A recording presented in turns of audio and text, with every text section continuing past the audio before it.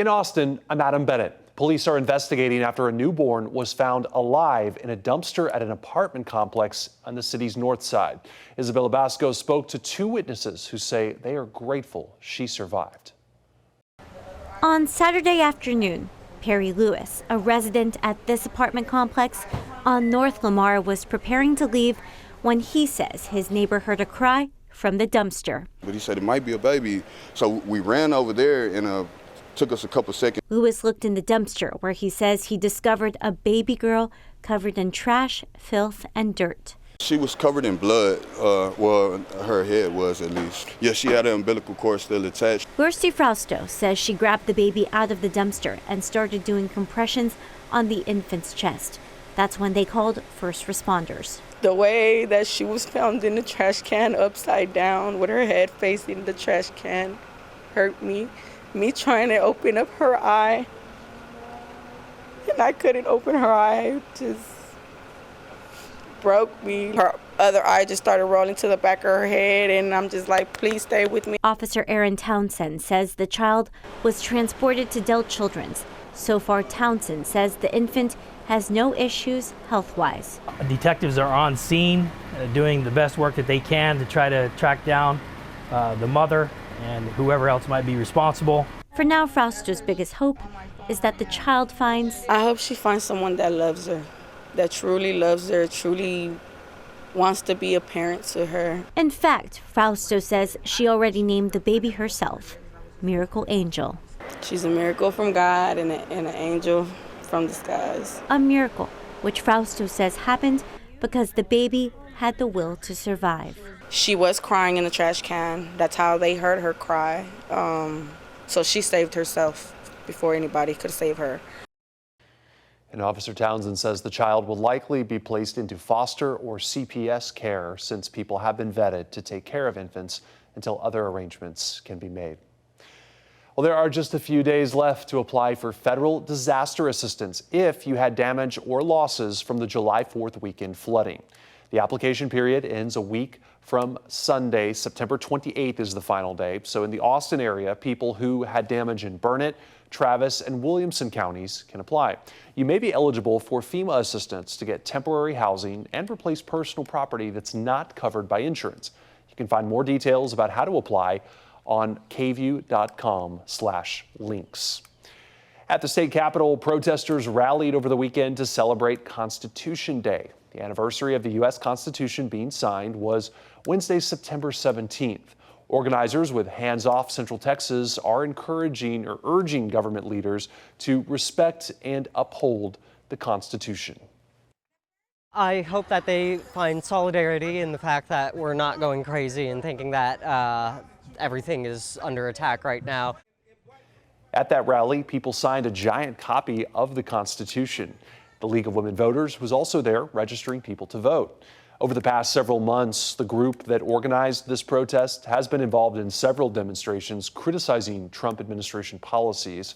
They plan to hold another No Kings protest on Saturday, October 18th. A local sheriff is facing charges in his own county after he was allegedly found driving while intoxicated. The Lee County Sheriff's Office confirmed Sheriff Garrett Durenberger was arrested Sunday morning just after 2:15. The Texas Department of Public Safety says a state trooper helped with a traffic stop in Giddings related to a DWI investigation. Records show the sheriff was booked into the Lee County Jail just before 7, then released on bond nearly an hour and a half later. Durenberger was first appointed sheriff in 2023 after his predecessor resigned. He then won election in 2024. The sheriff's office says DPS will handle this investigation. A bridge damaged during the July flooding is back open to traffic. The Big Sandy Creek Bridge in Leander was severely damaged during flooding on July 5th. After more than 2 months of repairs, Travis County announced the bridge reopened. It restores a key transportation link in that part of the county. A new Texas law requires public schools to put the 10 Commandments in classrooms if posters are donated. And now we are seeing that happen. Hayes CISD, just south of Austin, confirmed it received a donation of more than 2,500 posters from the groups My Faith Votes and Restore American Schools. That is enough to have one in every classroom. While the district did not use taxpayer funds for the Ten Commandments posters, it did spend its own money on Bill of Rights posters. Those will be displayed alongside the commandments. In a note to families, district officials wrote, quote, "The district intends to do this to give students a broader understanding of not only the responsibilities by which they might choose to live, but also the important individual freedoms they enjoy as Americans or while on American soil," end quote. The superintendent says the district is approaching the Ten Commandments mandate as a learning opportunity. The lawmakers who supported the bill that's allowing this to happen say the Ten Commandments are part of our history and need to be part of our education. Every child needs to walk in, Senator, every day they're in school and see on the wall that it's wrong to kill, it's wrong to steal, that you're supposed to respect and honor your parents. It's part of our tradition, needs to be part of our educational system again. Hayes CISD officials also say there will be a disclaimer sticker with both posters explaining why they're required to post the Ten Commandments and that comments should be directed to state lawmakers. For the fifth time this year, glass has fallen from a high-rise under construction in downtown Austin. Brianna Perez spoke to residents who say this trend is concerning. It's a sight that we have seen before. A missing panel and glass at the base of the ATX tower. It's glass, but it sounds like an explosion almost. I mean, these things are flying from hundreds of feet up, and when they land, they explode and it's shrapnel. For the fifth time in 6 months, glass has fallen from the high-rise building.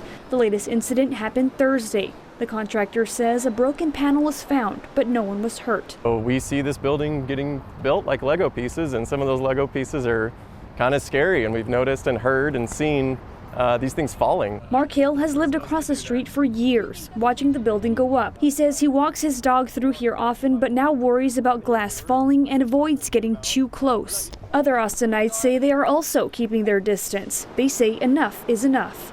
This is no laughing matter anymore. You know, this could really do a lot of damage, not only to cars, to people, to personal property as well. A spokesperson for the building's contractor, Ryan Companies, said in a statement in part, quote, "We recently engaged third-party consultants who confirmed that the installation and design of the glass exterior meets all safety, industry, and quality standards. Their independent investigation of prior glass breaks found no systematic issues with the building's glass panels." Still, residents say they are left with questions and feeling uneasy. What can you do? Are you supposed to audit everything that's been installed already? Can you put in more adhesive? I don't know what you're supposed to do, but this doesn't seem normal.